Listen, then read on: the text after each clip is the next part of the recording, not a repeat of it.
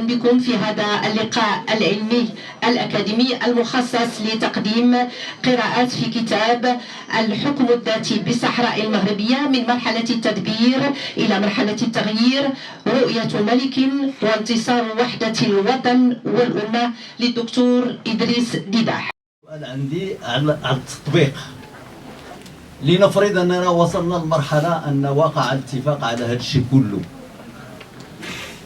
كيف يعالج العنصر البشري؟ لأن راه كاين يعني واحد المجموعة كبيرة وقوية خارج المكان، وكاينين اللي ما عارفينش الصحراء نهائيا، خلاقوا تما واليوم راهم يعني غادي يدخلوا وهذا سؤال لابد اللي ما غنوجدوه لا في القانون لا في المراجع. تحدثنا ايضا خلال هذا اللقاء على انه اذا كنا كسبنا المجال والارض والتراب فعلينا اليوم ان ننتج خطابا كما جاء في عدد من المداخلات، ان ننتج خطابا يوصلنا الى اكتساب قلوب إخواننا وأخواتنا، سواء أولئك الذين كانوا ينتمون إلى الصحراء وانتقلوا إلى تندوف، أو أولئك الذين اليوم ازدادوا على تندوف، ولكن القلوب ديالهم هي اللي بغينا نسترجعوا أيضا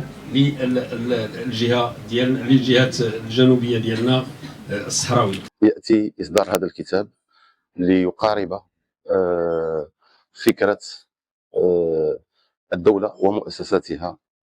فنزاع الصحراء ليس نزاعا ترابيا عابرا في العلاقات الدولية، بل هو تأسيس لوحدة الدولة ومؤسساتها.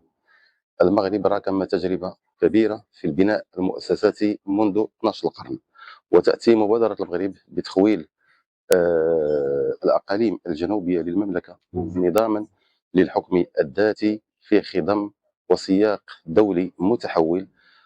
مبادرة قادها صاحب الجلالة نصره الله برؤية متبصرة وحكمة وعبقرية نادرة منذ سنة 2007 تاريخ اقتراح المبادرة المغربية لدى الأمم المتحدة، وحتى سنة 2024 بمناسبة افتتاح السنة التشريعية لسنة 2024، حيث أعلن صاحب الجلالة حفظه الله مرحلة جديدة في تدبير ملف الصحراء عنوانها من مرحلة التدبير إلى مرحلة التغيير، وهي ما قادت خلال سنة 2025 إلى قرار النصر التاريخي، قرار الأمم المتحدة رقم 2797 القاضي بتخويل أقاليمنا الجنوبية نظاما للحكم الذاتي تحت السيادة المغربية وكأساس للتفاوض حول القضية.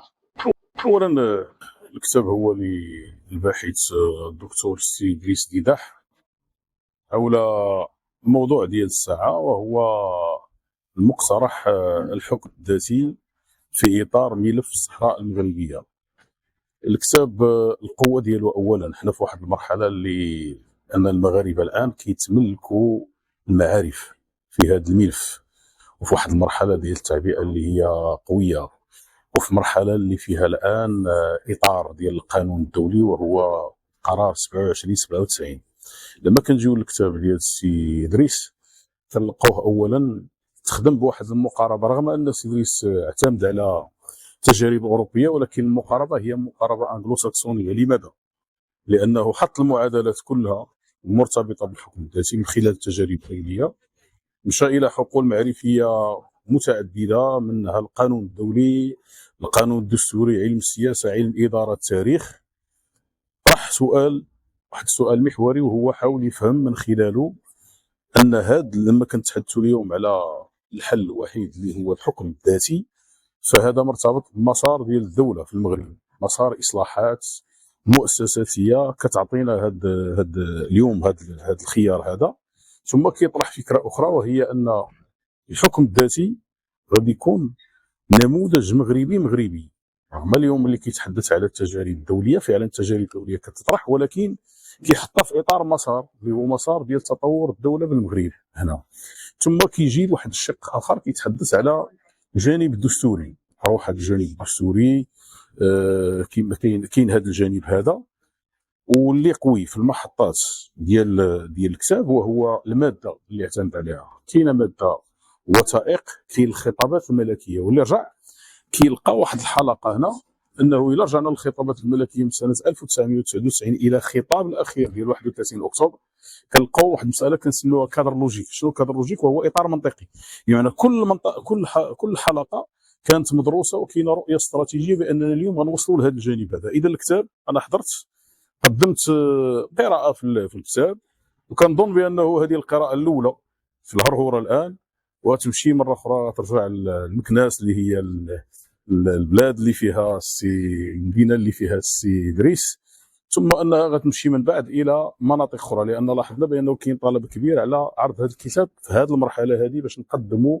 معارف. كان نقاش على الجزائر، كان نقاش على الاطراف اللي كاينه، كنهضروا على الجزائر، البوليزاريو وموريتانيا، واظن بان الكتاب غيفتح هذا المجال هذا. حنا اليوم بقينا في اطار ما قدم في الكتاب، ولكن لما كنقراو الكتاب انه هنا كيمكن يطرح واحد السؤال، هو فتح نقاش منهجي، نقاش معرفي، نقاش في المضامين، غادي يكون مقدمه باش يمكن نقراو بها افكار اخرى اللي هي كتروج الان، لانه هذا غيفتح المؤلف بنفسه انه يمكن في مرحله اخرى يدير اصدار ثاني من خلال التطورات اللي جايه.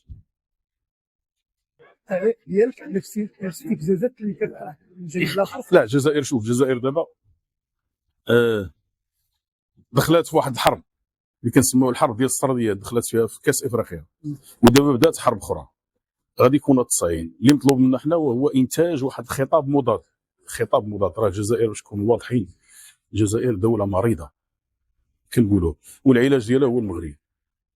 هذا جانب هنا، العلاج ديالها هو المغرب، دوله مريضه تبنات بهذه الطريقه، اذا اللي يمكن يعالجها هو المغرب.